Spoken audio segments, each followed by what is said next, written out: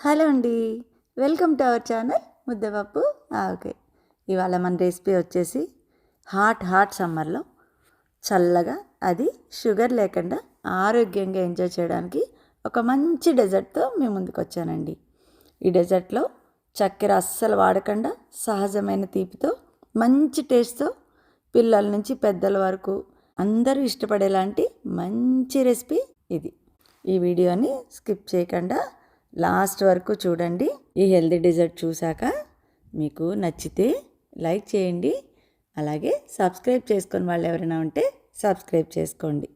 అస్సలు ఆలస్యం చేయకుండా వీడియోలోకి వెళ్ళిపోదాం, వచ్చేయండి. ముందుగా ఒక పావు కప్పు సగ్గుబియ్యం తీసుకుని వాటిని నీళ్లు పోసి నానబెట్టేసుకోండి ఒక గంట సేపు. అలాగే సబ్జా గింజలు కూడా ఒక 2 స్పూన్స్ తీసుకుని నీళ్లు పోసి అవి కూడా ఒక గంట సేపు నానబెట్టేయండి.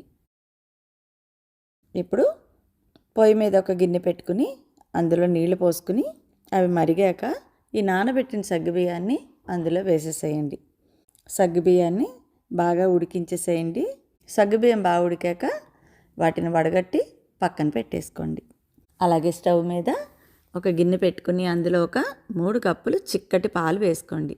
అవి అడుగు పట్టకుండా మధ్య మధ్యలో బాగా కలుపుతూ ఉండండి.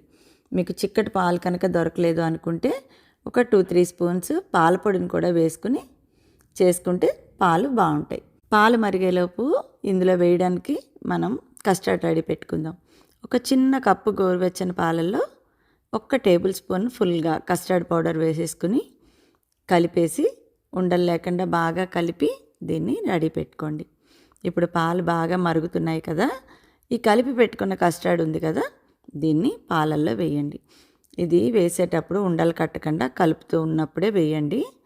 పాలు బాగా మరిగి చిక్కబడే వరకు స్టవ్ మీద ఒక 5 నిమిషాలు మరగనివ్వండి. ఇప్పుడు కొంచెం చిక్కబడినట్టున్నాయి కదా, పాలు బాగా మరిగిపోయాయి. స్టవ్ ఆపేసి గిన్నెని కిందకి దించేయండి. మనకి ఇప్పుడు చక్కెరకి బదులుగా మనం ఇందులో ఒక న్యాచురల్ స్వీట్ని యాడ్ చేసుకుందామండి. ఇప్పుడు ఒక 8 ఖర్జూరాలు తీసుకోండి. వాటిని శుభ్రంగా వలిచేసి గింజలు తీసేయండి. ముక్కలుగా చేసుకుని మిక్సీ జార్లో వేసేసుకోండి. ఖర్జూరంలో ఐరన్ చాలా ఉంటుంది కాబట్టి హిమోగ్లోబిన్ లెవెల్స్ పెంచడానికి ఇది చాలా బాగా ఉపయోగపడుతుంది. డాక్టర్లు కూడా ఈ మధ్యన షుగర్ వాడద్దు అంటున్నారు కదండి. అలాంటప్పుడు మనం ఈ ఖర్జూరం వాడడం వల్ల మనకి సహజమైన తీపితో పాటు ఆరోగ్యంగా కూడా ఉంటుంది. అలాగే ఇందులో ఫైబర్ కూడా ఎక్కువ ఉంటుంది. ఖర్జూరం మనం తీసుకోవడం వల్ల ఇన్స్టెంట్ ఎనర్జీ కూడా బాగా వస్తుందండి. మనకి ఎప్పుడైనా బాగా నీరసంగా ఉన్నప్పుడు ఒక ఖర్జూరాన్ని నోట్లో వేసుకున్నామంటే మంచి ఎనర్జీగా అనిపిస్తుంది అనమాట.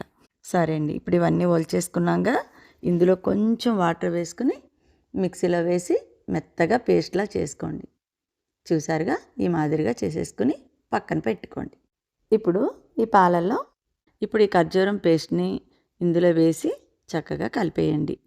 ఫస్ట్ ఒక 3/4 వంతు ఖర్జూరం పేస్ట్ వేసుకోండి. మీకు తీపి సరిపోయిందో లేదో ఒకసారి టేస్ట్ చూసుకోండి. మీకు సరిపోయింది అనిపిస్తే సరే, లేదంటే ఆ మిగతా పేస్ట్ని కూడా యాడ్ చేసేసుకోండి. మాకైతే కొంచెం ఎక్కువ తీపే తింటారండి, కాబట్టి నేను ఖర్జూరం మొత్తంగానే వేసేసాను. నాకు 8 ఖర్జూరాలు పట్టాయి. ఇప్పుడు ఇది బాగా ఉండలు లేకుండా శుభ్రంగా కలిపేసేసుకోండి. కలిపేసేసుకుని దీన్ని ఒక 30 మినిట్స్ ఫ్రిడ్జ్లో పెట్టేయండి. పాలు బాగా చల్లారాయి కదా, ఇప్పుడు పాలన్నిటినీ ఒక గిన్నెలోకి తీసేసుకోండి. ఈ కస్టర్డ్లో ఇప్పుడు మనం ఇందాక ఉడికించుకుని సగ్గుబియ్యం ఉన్నాయి కదా, ముందుగా అవి వేసేసేయండి. అలాగే నానబెట్టిన సబ్జా గింజలను కూడా ఒక 2 స్పూన్స్ ఇందులో వేసేయండి. అలాగే సన్నగా తరిగి పెట్టుకున్న ఒక చిన్న కప్పుడు యాపిల్ ముక్కలు, అలాగే 1 కప్పు గ్రేప్స్ ముక్కలు, 1 కప్పు స్ట్రాబెర్రీ ముక్కలు, ఒక 10 నుంచి 12 వరకు బ్లాక్ బెర్రీస్, ఒక చిన్న కప్పు రాస్బెర్రీస్, అలాగే ఒక చిన్న కప్పు అరటిపండు ముక్కలు అన్నీ వేసేసి బాగా కలిసేలాగా కలుపుకోండి. ఇందులో ఇవే ఫ్రూట్స్ వేయాలని ఏం లేదండి, ఏ ఫ్రూట్స్ వేసినా వేసుకోవచ్చు, మన ఇష్టం. నేను కొంచెం బెర్రీస్ బేస్డ్గా చేద్దామని అనిపించి ఇలా వేశాను. మనం ఏ ఫ్రూట్స్ వేసుకున్నా అంతే టేస్ట్ వస్తుంది. ఇందులో సగ్గుబియ్యం, సబ్జా గింజలు కూడా శరీరానికి ఎంతో చలువ చేస్తాయి కాబట్టి ఇది ఎండాకాలంలో తీసుకోవడం వల్ల చాలా మంచిది. అలాగే ఫ్రూట్స్, ఖర్జూరం, పాలు అన్నీ కూడా మనకి శరీరానికి బాగా ఉపయోగపడే మంచి హెల్తీ రెసిపీ అంటే ఇదే. ఈ డెజర్ట్ మీకు నచ్చితే లైక్ చేయండి, షేర్ చేయండి, సబ్స్క్రైబ్ చేయండి. అలాగే మీకు ఏదైనా ఇంకా హెల్తీ రెసిపీస్ ఏమైనా కావాలంటే కామెంట్ సెక్షన్లో కామెంట్ చేయండి.